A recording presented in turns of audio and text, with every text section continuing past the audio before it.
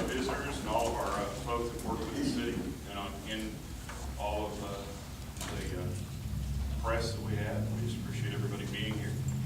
And we kind of got used to the big crowds, and we thin it out a little bit. It's leave some empty seats out there. We'll have to work on that. So we appreciate it. We have Carol Waters, who's going to voice our prayer, which we consider very important. It's always nice to have someone here to do that for us. And then we'll let Bob, what do you do with that? Scary to death. Can't breathe. We will let, since Bob's indisposed, we'll let Phyllis lead us in our pledge of allegiance.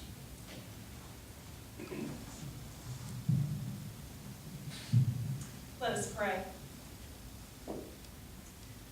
Holy and gracious God, we give you thanks for this day. And we thank you for this week as we prepare to celebrate with family and friends, as we count our blessings one more time, as we feast at tables filled with good food. Keep us mindful, O God, even as we celebrate, that there are those in our community who do not, who may be lonely or sick, who may have suffered devastating loss in these last few days, and for whom the holidays will be a difficult time. We ask, O God, that you keep us mindful and share compassion with those in need. Be with this group of leaders tonight as they discern and make decisions for the good of this community. We pray, God, that you give them wisdom, that you give them patience and tolerance and listening ears. We ask, oh God, that you continue to protect and watch over all of us in this community as we go about our daily lives doing our best to serve you. We pray in Christ's name. Amen. Would you please join me in the pledge? I pledge allegiance to the flag of the United States of America and to the republic for which it stands, one nation, under God, indivisible, with liberty and justice for all.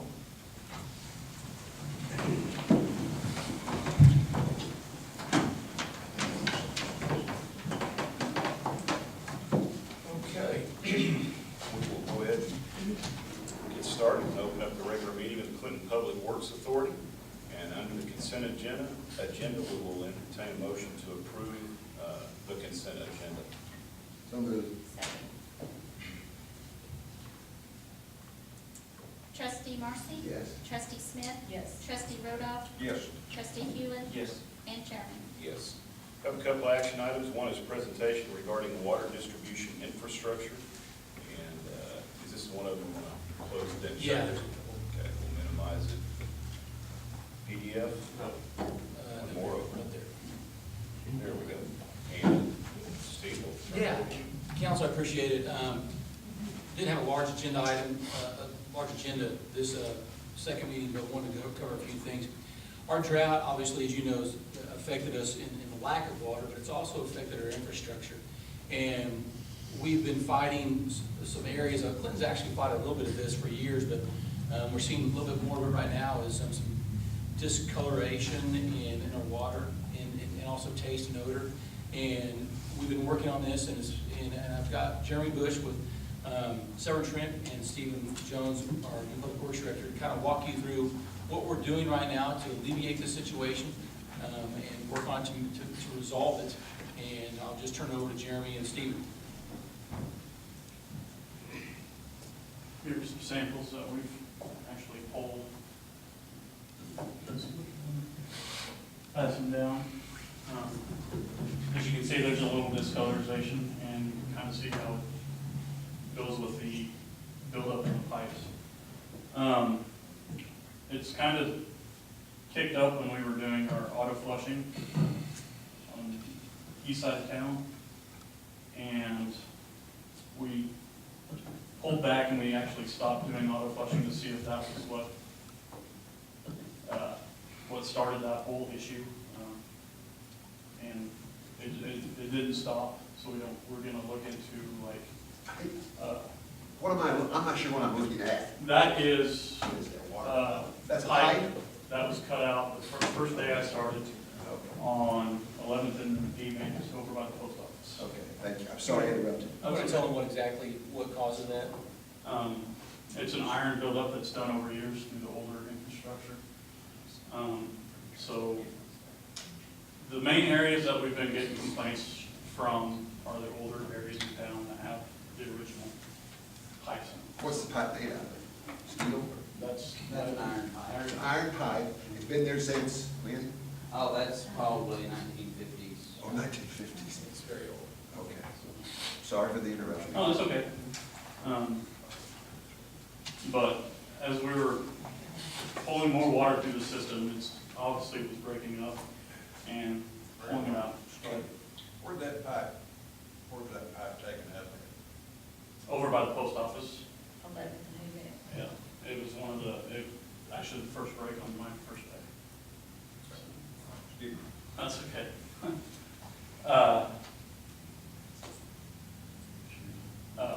With that buildup being broken off, we stopped running the auto flushers and it kept going.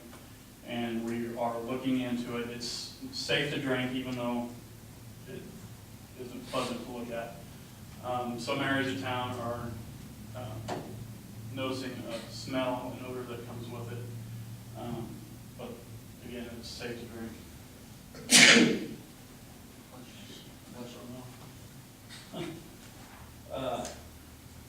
As far as the rust being built up over the years,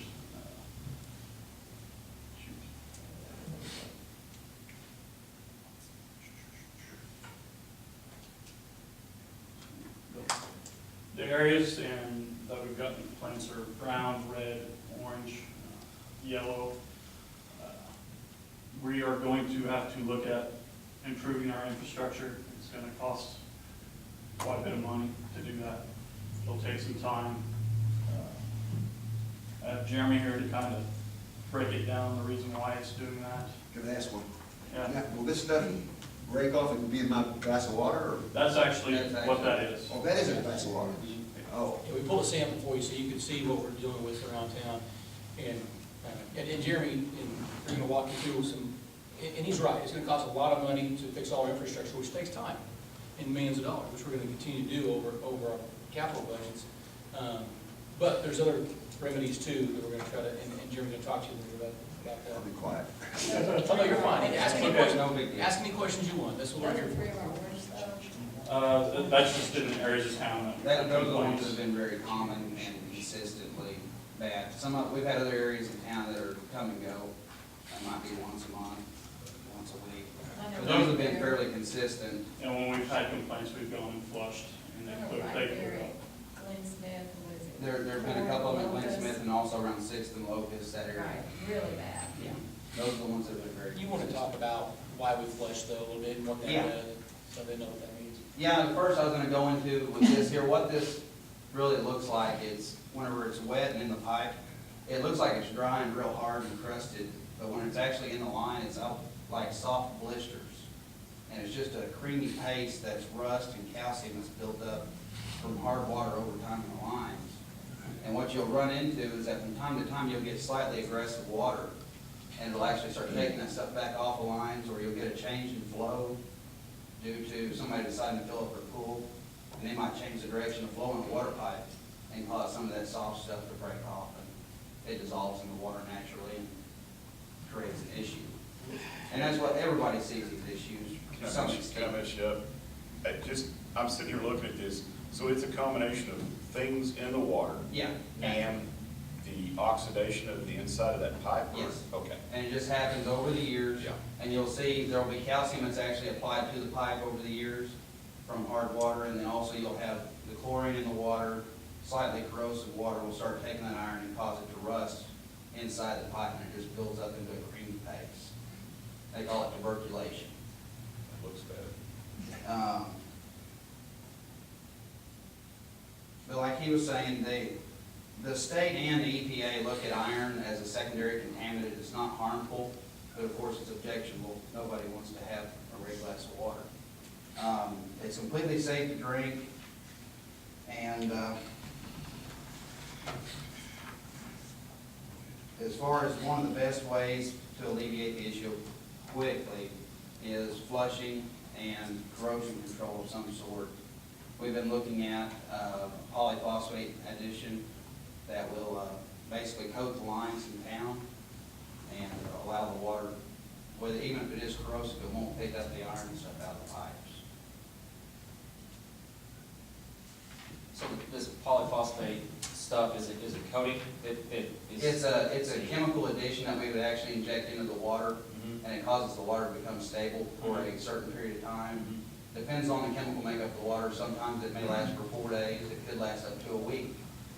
But it basically just coats the lines and allows that material to stay in place for corrosiveness. Now, naturally, if you had a large volume of water move through a pipe, it could still break it loose. And that's why it's easy to say that it's a lot of times it's 85% effective. And about how often do you have to coat it? It'd be a constant chemical feed. We just stay there all the time. Yeah. Whether it could be added at the Foss water plant or possibly like right at our meter where we're buying water from Foss. That's one of the things that we're looking at right now. Monday, we're supposed to run a lot more tests on the water to see if it's a chlorine issue that's causing corrosiveness in the water, or if it's actually the water chemical makeup itself. That's what we're trying to figure out. And obviously, it's harmless to people. Yeah. When you say chlorine, you're talking high chlorine levels, Yes. correct? Not low? Yeah, the higher the chlorine is a natural oxidizer. That's how it kills the bacteria in the water by being corrosive. And in nature, the higher chlorine residuals can cause corrosion in the pipes. The more tuberculation that's in the pipe, I've seen pipes, that's actually not horrible, that picture there. I've seen where you have a 2-inch pipe and a hole this big with a center. I mean, it's common wherever you go. I mean, any place that has iron pipes that have any age at all, it's a common infrastructure problem.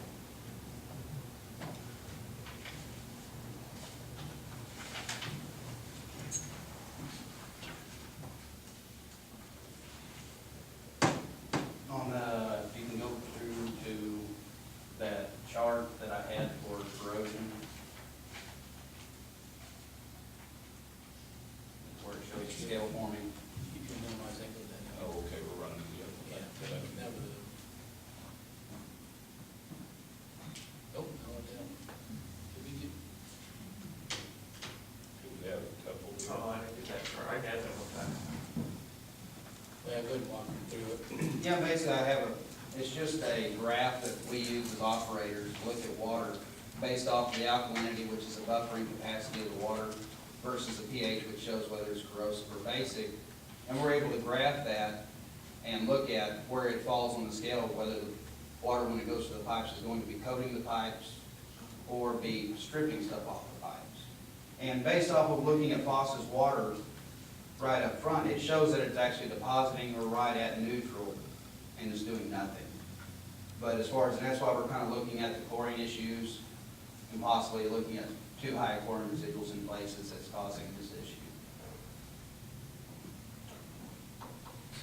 Jeremy, we've been now just a little bit more than 1 year at 100% Foss water. So their chemical makeup is potentially part of this. Oh, definitely. We're looking at, I mean, you have every type of water from Clinton Lakes water is lacking certain things. And that's when it's in the pipes, it's gonna be looking for calcium, or it's gonna be looking for iron, but it's a natural solvent. And Clinton Lakes water and what the pipes were used to up until a year ago changed dramatically when we went to 100% Foss. Foss's water isn't necessarily looking for the same things that Clinton Lakes water was. So now we have a different total chemical makeup of the water coming into the plant because the way that it's treated. They're actually stripping a lot of the calcium and iron from the water the way they treated it in Foss. So are you saying if we were still on Clinton Lake water, we might not have this problem? That's exactly right. Oh. I mean, it is part of the drought situation that's a big portion of this.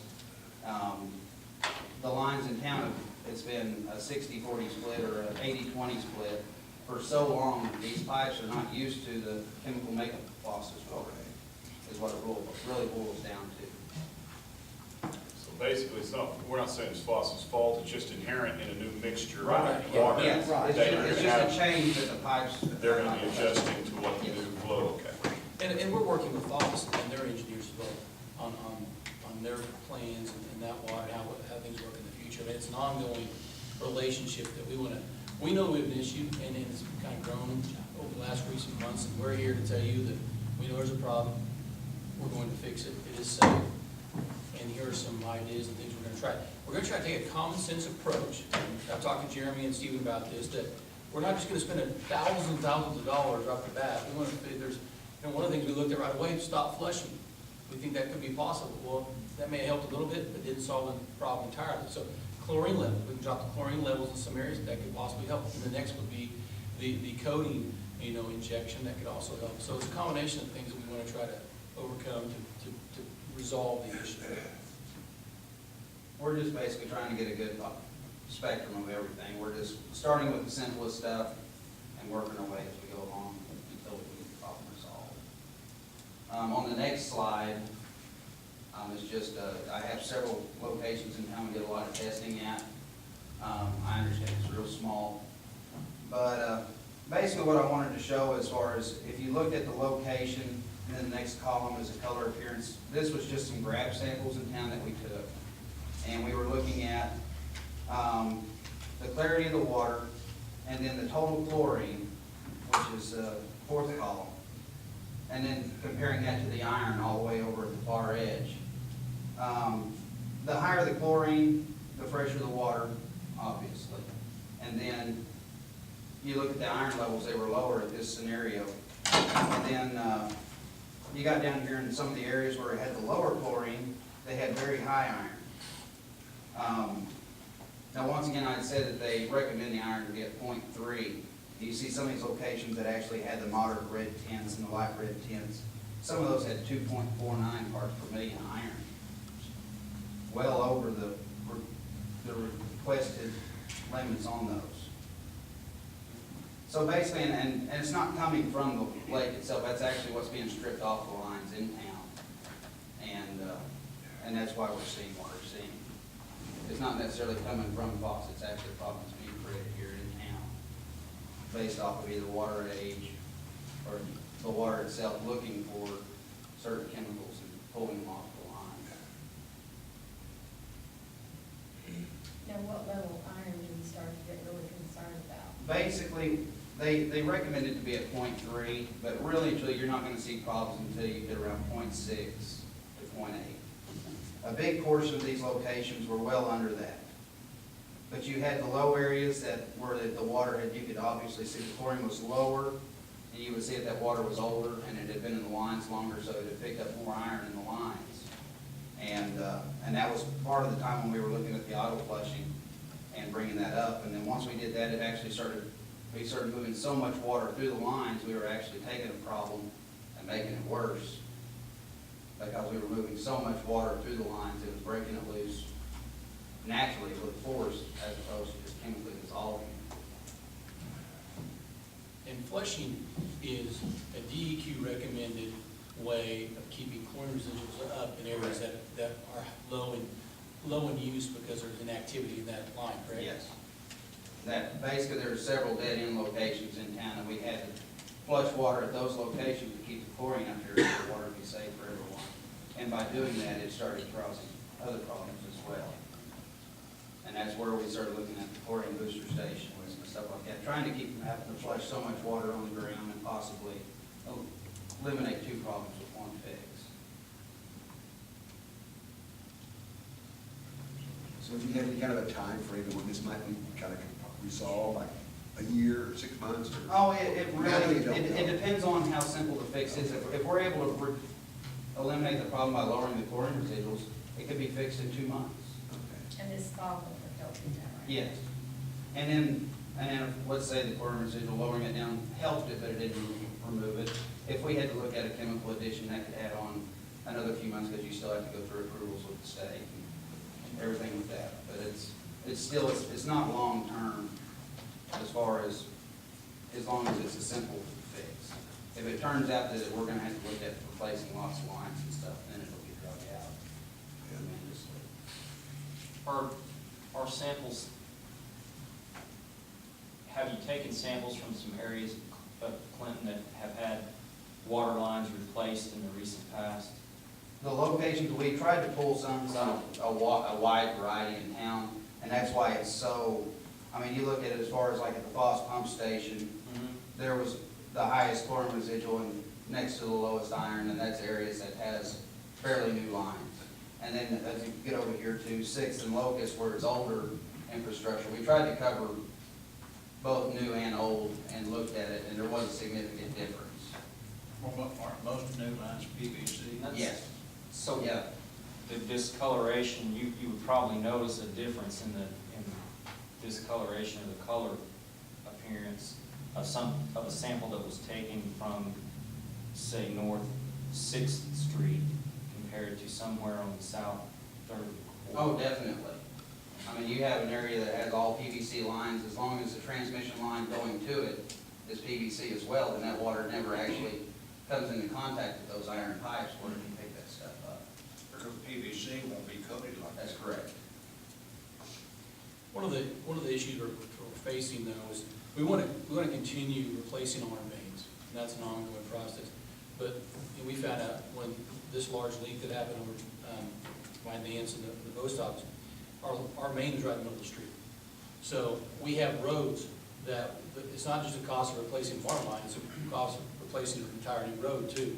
So we have a tremendous amount of infrastructure costs that's going to go into this. But as we do so, we need to make, I've talked to Steve about this strategically, as we repair roads, you know, we're going to do like a BOMAG and a reprofile. That'd be the time to change the water line out.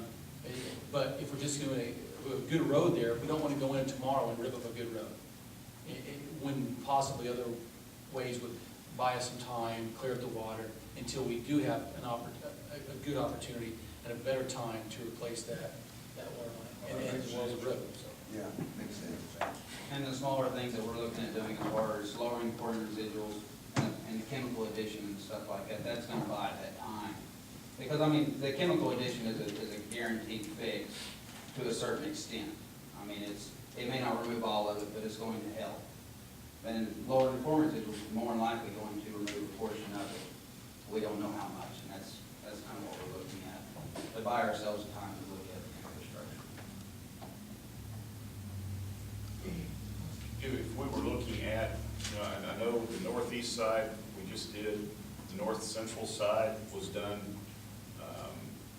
If you're looking at areas that have this problem, what area would you say is the most prevalent with the red colors in the water?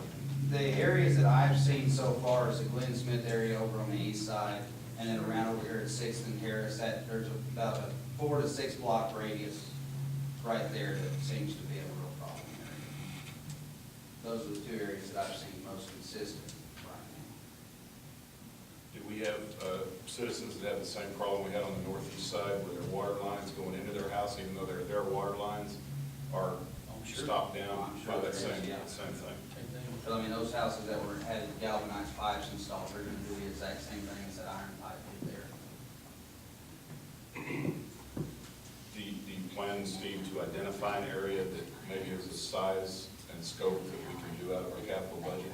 Oh, absolutely. I think we're going to do it each year. Okay. We're mapping right now where key complaints and samples are coming in on a map, so we can see where we see some areas, as well as, you know, if we are doing, and coordinate that with, like I said, with our road repair, and do some each year. I mean, it's an ongoing process of, doing both, you know, we do roads every year. We need to be doing water line repair, you know, for mains, every year as well. We can do that. Now, when there's a break, that becomes a very easy fix there. We know at that point in time, we have very corrosive lines at that location. It's time to go ahead and replace a large section. So it's also the feasibility of cost and manpower, time, a lot of other things. But yeah, it'll be an ongoing process. Anything else, guys? Any questions from council for these gentlemen? Any questions or comments from anyone in the audience related to this particular discussion? Thanks, guys, appreciate it. See if I can get this back like this, that like that, maybe that like that, back over here. Really, no action on second item, consider approval for disinfectant residential plan with PEC Engineering. And Steve, go ahead, we've read through this previously, we talked about it. Yeah, we've been talking about it, it was handing, and, you know, we have areas that we need to bring up our chlorine levels. This will not end even with this discarded waters. So, we purchased the booster to begin that process, but we can't do that and just implement it in your system without DEQ approval. DEQ approval requires a plan. This is an engineering plan that they're gonna require. We'll have PEC do that. I wanted you to be aware of this, so I could have taken care of this, but I wanted you to understand these are things we need to do, we're going to do. We'll have them take care of this, and begin that chlorine injection. Hopefully within 6 months, we'll have that in place to help the east side chlorine levels stay up, and you know. But I'll also say, beyond this a little bit, you talked about replacing lines. We're also studying areas to loop our system as much as possible to keep the flow going to help this as well. But we still have an issue on the east side for chlorine. This will help in that process. Any questions from council related to this particular action item?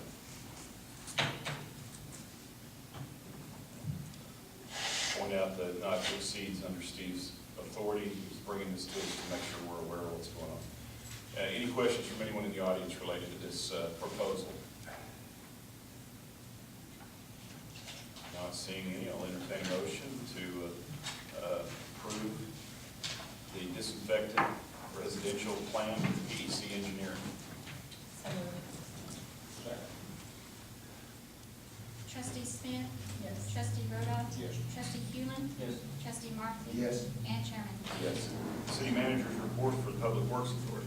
Well, the only thing I would add is that, I think I mentioned it a little earlier, but we're gonna meet with, I'm gonna meet with the FOSS engineers that are working on their long-term plan and make sure we're coordinating, working together. I think, obviously, the most important, I shouldn't say most important, the largest user of water for FOSS, we are gonna be definitely involved with their long-term planning as well as our long-term planning of water. So they have a report coming out in their meeting the second week in December. We're going to meet with their engineers prior to that and get an understanding of where they're looking moving forward, and I'll bring that back to you because I want them to understand what we're working on. Some of our long-term water concerns, how much water we need, because that's the things they're looking. We're trying to forecast the future of Clinton because we are the biggest users. So those are some ongoing conversations we'll have with the FOSS Water Board and their engineers. Just want to bring you up to speed on that. Any questions from council to the city manager related to Public Works Authority? Any questions or comments from the audience? This is your opportunity to ask a question or comment relates to the Public Works Authority. We'll have a general section later on under the city council. Not seeing any, I'll entertain a motion to adjourn the regular meeting of the Clinton Public Works Authority. Second. Trustee Smith? Yes. Trustee Marcy? Yes. Trustee Hewland? Yes. Trustee Rhoda? Yes. And Chairman? Yes, moving on to the regular meeting of the Clinton City Council. We'll open it up and entertain a motion to approve the consent agenda. So moved. Second. Councilman Hewland? Yes. Councilman Marcy? Yes. Councilman Rhoda? Yes. Councilwoman Smith? Yes. And Mayor? Yes, action items, presentation of financial update. Let's see if I can just. Well, council, we're sitting here close to mid-year, and I wanted Deborah Blanchard, our treasurer, to bring up to speed on some obviously revenues, expenditures, our financial condition as a city. She's put a nice presentation together to walk you through it tonight. Deborah? What I wanted to do is first of all, start off with major funds that are operating funds that we deal with. These funds that are listed on the sheet, and I also gave you paper copies to look at, and some other information that I usually send you out quarterly is all stacked there together. But this right here is a comparison of what the staff and city administration and council all worked on in the budgets, and what we estimated as revenues that were going to come in for the year, and what we estimated as expenditures we're going to spend out during the year. When you look at that, like in the general fund situation, we are 1/3 of the way through our year. We've got 4 months complete, July through October. We should have spent around 33% if we were meeting just like we budgeted. And in the general fund, we have, actually, our revenue collections are 38% collected, 34% is our expenditures today through October 31st. So that's pretty much right on track. I mean, that's not unusual to be 1 or 2% up or down, or in that general area. That's pretty good. Capital Improvement Fund, the numbers are 26% revenue collected, 20% expended to date. We're holding off on a lot of our Capital Improvement Fund because we have the big project that is budgeted this year, which is the Chapman Road project. And the reason our revenues look like they're kind of low is because in that revenue estimate that we worked on, there was that big federal grant we estimated that's going to come in too. So that kind of makes that percentage look low right now, because when that happens, it'll be at a later point in time. And so it kind of skews that percentage collected to date just slightly. But we're rocking along really well in our capital improvement fund, bringing in the money, not spending out a whole lot of capital money right now, waiting for those big projects that are going to happen. You're talking about the grants, the assistance that's for the Chapman Road Yes. project? Okay. Yes, Thank you. that's what I'm talking about. Public Works Authority, currently we are seeing a 36% revenue collected today, based on what we estimated. We have spent 32% to date. What I did not include in that expenditure side is the Severn Trent contract, which goes out for all 12 months. We encumber that when we get the contract at the first of the year, the modifications or any changes in the contract, we encumber those funds. But if I included that whole total right now in that number, we would be approximately 42–43% spent, just because it's paid out over, it's a set amount each month, but we set that money aside when we get that contract. So we're doing okay there. Solid Waste Authority, we have 35% revenue collected today based on what we estimated, and 28% expended today. There again, in that number, the reason the 28% expended, we have approximately $120,000 in capital expenditures that we had estimated we would do this year. We're holding off on those at this time. We have not spent that money. Airport Authority, 75% collected based on our revenue collections today. Well, that's really big because we got the oil and gas lease. That was $177,000, I believe, that came in this year. So it kind of threw our revenues a little bit high. And 37% expended on the airport with our project we have going on. Not unusual there either. Recreation Authority, 28% collected, 32% expended. Our Recreational Authority, the billing that goes out for the golf course on the annual dues goes out end of March, middle end of March. A lot of people pay those dues in one lump check rather than spreading it out with a monthly draft. So that revenue, we usually have a much higher impact on our revenues in the month of April, is where we see that. And the Industrial Authority, I strictly included the Frisco Center in this section, 48% collected. That is, majority of that is going to be our lodging tax that is dedicated to the Frisco Center operations. And then 34% expended to date as of October 31st. That is based on the numbers we estimate we're going to spend in a year. We're pretty much right on track where we should be before month's complete in almost all areas. That just is a quick overview of that, of the major funds like that. One of the other sheets that I included was our sales tax, and this is a little busy because it's got several years worth of history on it, but I started to take out some of the years of history, and I thought, well, I don't want to do that either, so I kept them in there. So, but what I want you to look at, there is a sheet attached. I don't think I put it, I'm not sure if it's up there. Yeah, it is. The yellow months are the months where we drop down to 3.05% sales tax. So, in comparing these numbers, when you look at them, you have to take into consideration, are we comparing apples to apples for this month? Are we comparing when it was 3.05 to 4%, or are we comparing 4% to 4%? It's kind of hard to look at. The orange on the graph, the orange with the orange line is the current year we're operating in. We've received sales tax through, we received our last one November the 9th, and that was for the month of September. And we are back up to kind of where we had been in the prior months. If you look, you can tell where we dipped down. The blue line with the squares is the time period where our sales tax was at 3.05%, and we were quite a bit lower. I included this also so you could see in numbers. I'm not so much of a graph person, I like numbers instead. So I can look at this a lot better and be able to tell what we were collecting in the same month, time period compared to the last year or the year before. We currently, in 2010-11, we had about almost a 9% increase in our sales tax from the prior year. Last year, we had about an 8% increase also compared to the year before. This year, right now, we're rocking about 5% for the months we've collected to date. We try to be very conservative in our estimations when we do our sales tax because we want to be very cautionary and make sure we have good budget numbers when we're doing this. But I think that the numbers right now are coming in pretty comparable to what we would expect. And like I said, I also provide you guys each month I think I send you the sales tax every month of what we get every month. So you'll know what sales tax is coming in at every month and you can see how it's broken down.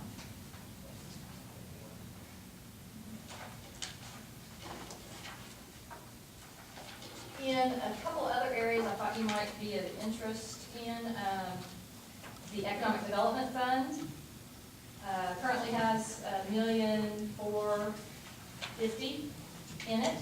It also has the loan that will be due back from the TIF district of $1,560,000.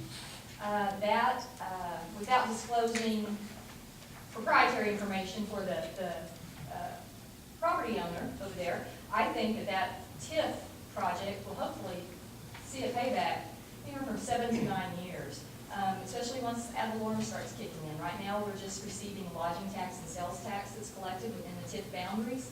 I think once the ad valorem is added into that, I think 7 to 8 years we could have a payoff on that. I hope that's what it's looking like. So that's $1,560,000 that will be coming back into. As it comes back in, it goes back into our ED fund and we'll build our amount back up to the $3 million that we have. When a business collects sales tax, when do we see that sales tax in our?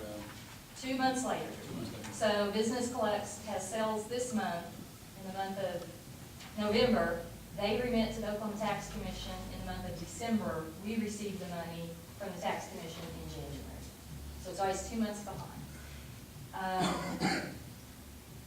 Just a little tidbit of information. One thing they did differently this year, in August, they sent, the state of Oklahoma does the sales tax holiday that one weekend in August. They actually sent that remittance. When they did that, they decided that they would pay to the cities what would be an estimation of what should have been collected during that time period of the sales tax holiday. And so the cities do get something during that time period. It was a little over $8,000 that we got for that time period. We received that in September. And I just included it in with the total for the month. But it was the first time they sent it to us as a separate remittance. So I thought that was kind of interesting to do that. But yes, we are on a 2 month behind situation. Yeah. Sales here, 2 months later we get it. So,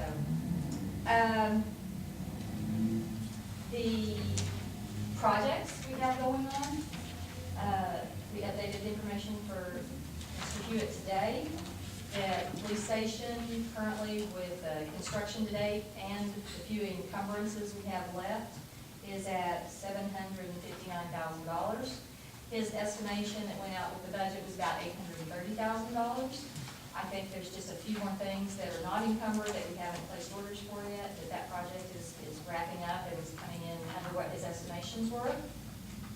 The fire department project currently, with all the land acquisition and everything, demolition, all costs involved, we are at about $903,000 on that to date. We have the loan with Oklahoma Bank and Trust for the $4 million to complete that project, and then the sales taxes collected over several years' time period that's tied to paying that off. That was one of the big items. What else? Let's see. On our water situation, I had calculated how we did last year for the whole fiscal year. And we went through the time period of not quite having the rates where we wanted them. We ended up with, and then we had large expenditures, things that we were doing to try to fix situations. We had an insurance recovery check we were waiting on, and things like that. we ended up having a loss of about 200,000, a little over 200,000 in the Public Works Authority after we took into consideration what we were gonna get after the insurance recovery. So 220,000, I think is the number. This year, for the 4 months that we've completed today, it's so hard to do because, our billing dates and what we receive from FOSS and what we're billed from FOSS and it's kind of hard to look at it on a month-to-month basis. We right now are at a loss for the 4-month time period of around $75,000. That also includes, we're doing a lot more testing of our water, we're doing a lot more continuing to search, doing things with engineers and with, oh my goodness, the well people to check on possibilities in that situation. But the rates that we are collecting right now, we still have a little bit of loss, but we're also doing some infrastructure investigation to try to cover those, that we're trying to correct those situations. So I think that impacts it a little bit also.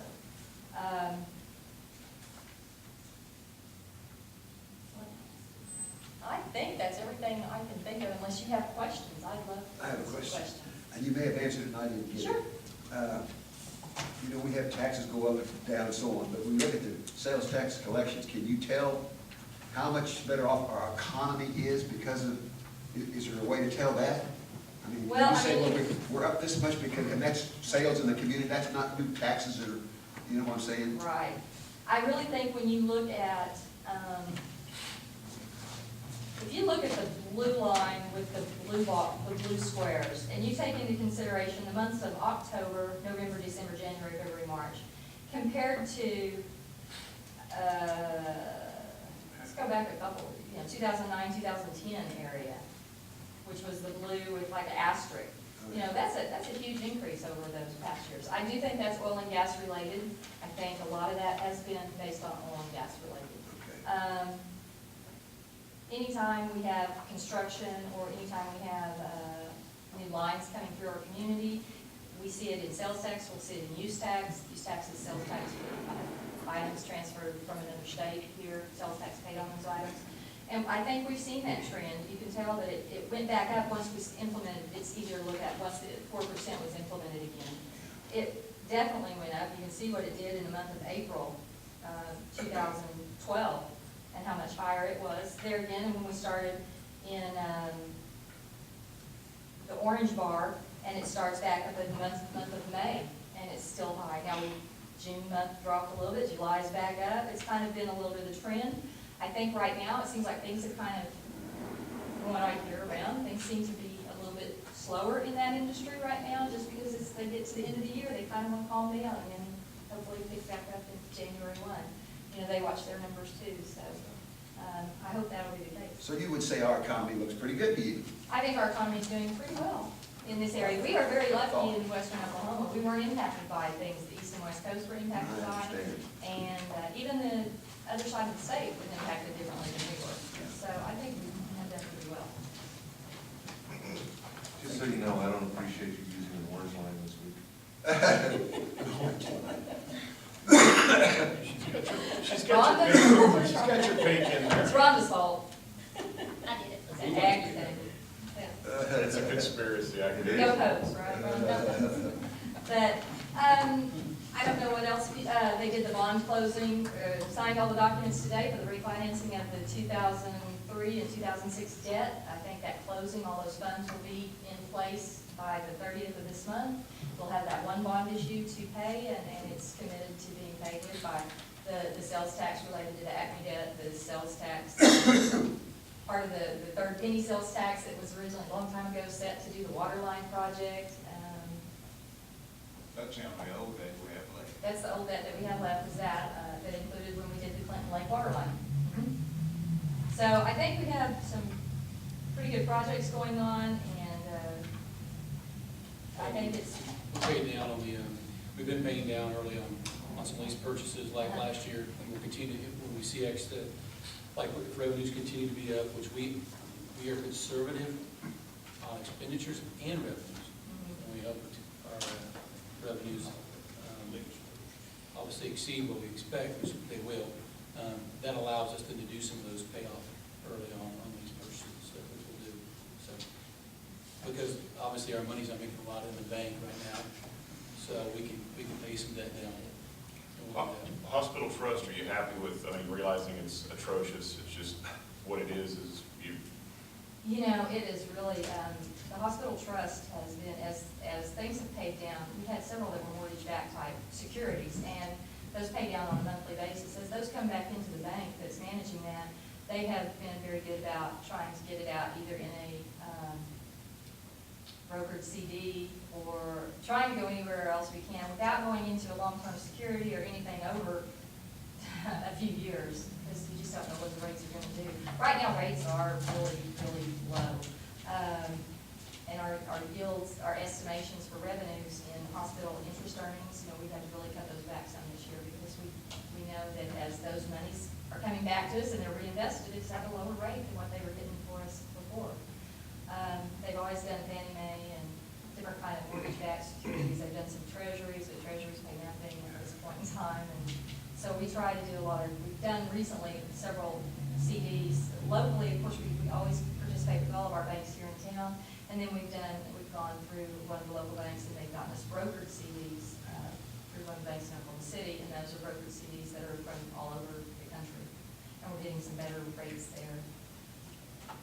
lower water sales, just putting on your magic hat, realizing, you know, if you talk 220 down last year, 75 down for a quarter of the year, do you anticipate that sometime in the near future we'll have to look at trying to adjust things, or is that a look at what water's available next summer? Let me answer that. Because I think it depends on our long-term outlook on where our water will come from. If we can find an exterior source within the next year, then I think we'll financially be able to cover our losses.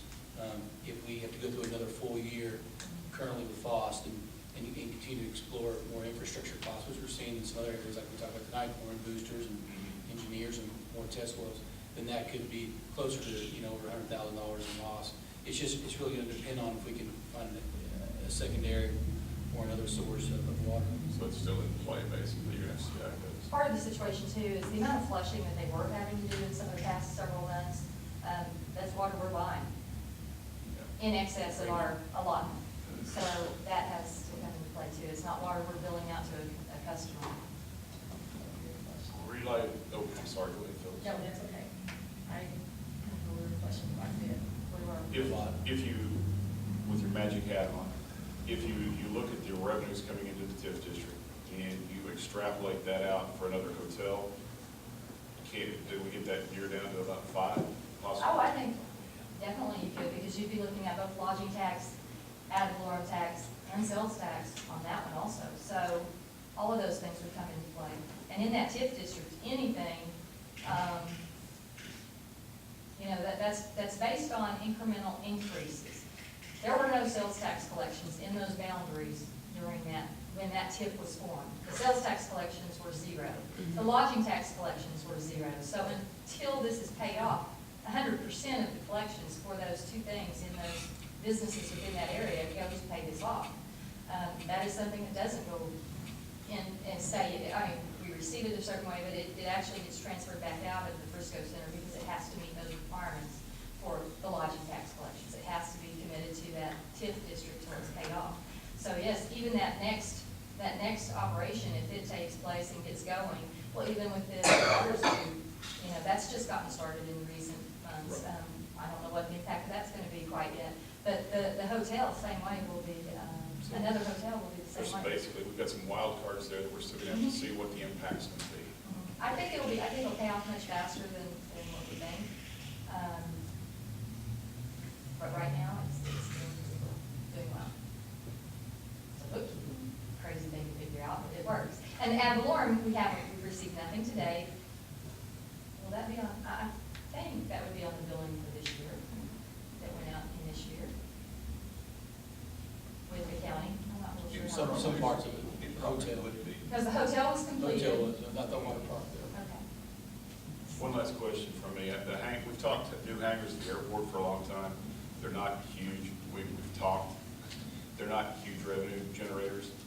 Do you guys have any ideas on that in the future? Or is that basically just something we like to talk about, but we don't have Well, I think, it's actually a very good question, because one of the next steps, I think, at the airport is our Jet A opportunities. We need Jet A fuel to increase traffic. I think we get calls on a regular basis to have that kind of fuel. And so, I hate to say our competitors, but Woodward, Elk City, Weatherford, they'll take that from us. And if we increase that, then I think we would see more planes housed out of Clinton and use it. So then at that point, then I think justification could happen. And that current project we're working on, if I'm not mistaken, didn't we go to a 10% match rather than a 5% match on this one? Well, FAA changed On that it to FAA, they changed it We to just wrapped that up, 10% by match. the way. I was gonna give a report on that, but we just wrapped up both projects. Both the OAC and the FAA are both 10% matches.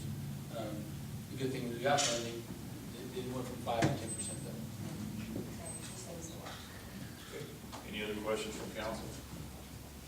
Questions or comments from anyone in the audience related to this particular presentation? Thank you. Thanks, we appreciate it.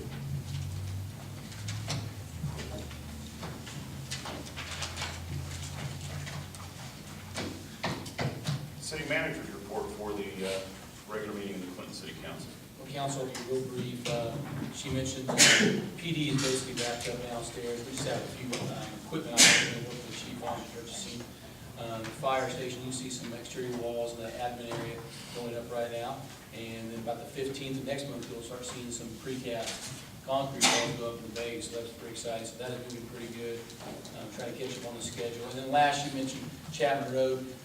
Ironically, today we got some Fed approval on the watershed issue that was kind of holding us up on Chapman Road. We got that approved, so we'll begin acquiring some right of way that ODOT will help sign off on with us. And once that happens, then we will probably hopefully see the project let with ODOT sometime in the spring, and it will roll over into next budget. So what you'll anticipate, part of this budget conversation, is that some capital items we're pushing back in next year, we'll move them back up to this year, such as probably increasing, instead of one, maybe two patrol units and some other fire equipment and some, maybe some more infrastructure money into roads, and add a little bit more money there. So we'll bring that to you the first of the year, but Chapman Road has been pushed back a little bit by, not our case, been waiting for all the approvals to come in from the Fed and state, but looks like those are finally moving forward, and we'll let you know how that goes. But we've got some good news on that, and that's really all I had for tonight. I have one quick question, if you would. Can you give us I know I've been picking your brain on the Roush Center, just what you see as where we are now, and we're going to go through 3 mayors. Lynn started it, I watched it, and hopefully it'll finish under the next mayor. Well, I was actually anticipating, hopefully by this next summer, that we would have it in our possession, just from the conversation that I had from the local reps, because they did the environmental, it passed, they posted it, they got no feedback, and they said that was the final step to go into their final sign-off to us. I just don't know where that currently sets. Knowing the federal government, they're going to shut down a lot here at the end of the year, so maybe like the first of the year we'll see some. They're not like local government. We work all the time. Those feds, they like to take a few days off. But now the election stuff's passed, maybe we'll get some more information. But that's about all I have right now. Any other questions or comments from the council to the city manager? Anything on the water testing out No, actually, we're thinking next week, possibly at Haggard Road on that last, by 2 weeks, we'll have a little more information on that. Questions or comments from council? Questions or comments from anyone in the audience? This would be your opportunity, if you've got a question of any type of nature, to ask that of the council.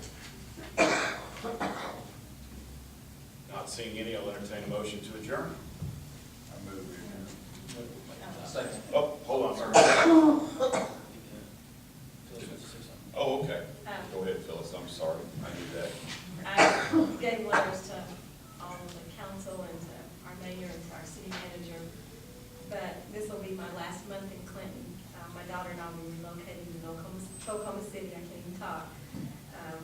But we're relocating to Oklahoma City, and it's just been a pleasure to serve a town where I grew up in. I'm not going to get teary-eyed and cry here, but I did do a letter, and it's just been really, really good. And I can just say that I actually got well and I healed at home, and I came home 3 years ago in May of '09, and I weighed about 68 pounds. I'm not gonna tell you what I weigh now, but, you know, it's just, I'm able to jog again. I hadn't jogged in years, so I was jogging yesterday, and it's just bittersweet, but, right now I just need to go with her and continue to take care of her as she heals with her back and do what we need to do, but it's just been great, and he'll always be home for me because I grew up here, so, thank you.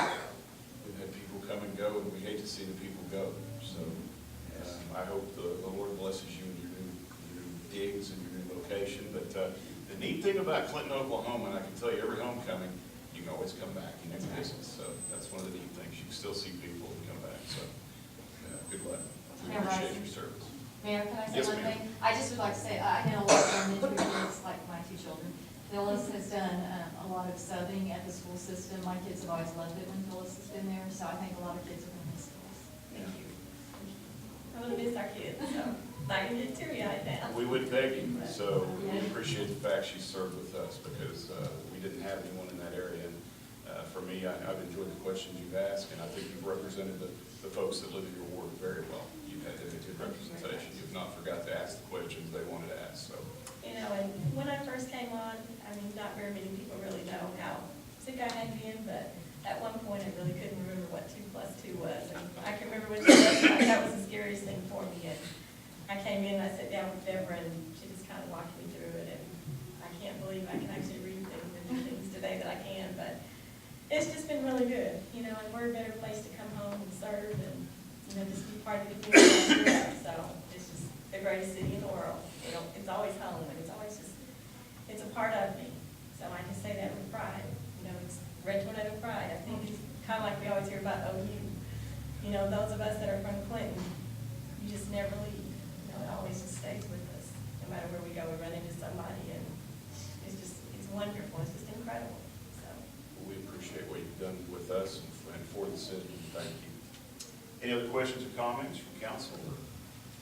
I knew that was there, and I ran by that. Now I'll entertain a motion to adjourn the regular meeting of the Clinton City Council. Second. Councilman Rodoff? Councilman Hewland? Yes. Councilwoman Smith? Yes. Councilman Marcy? Yes. And Mayor? Yes.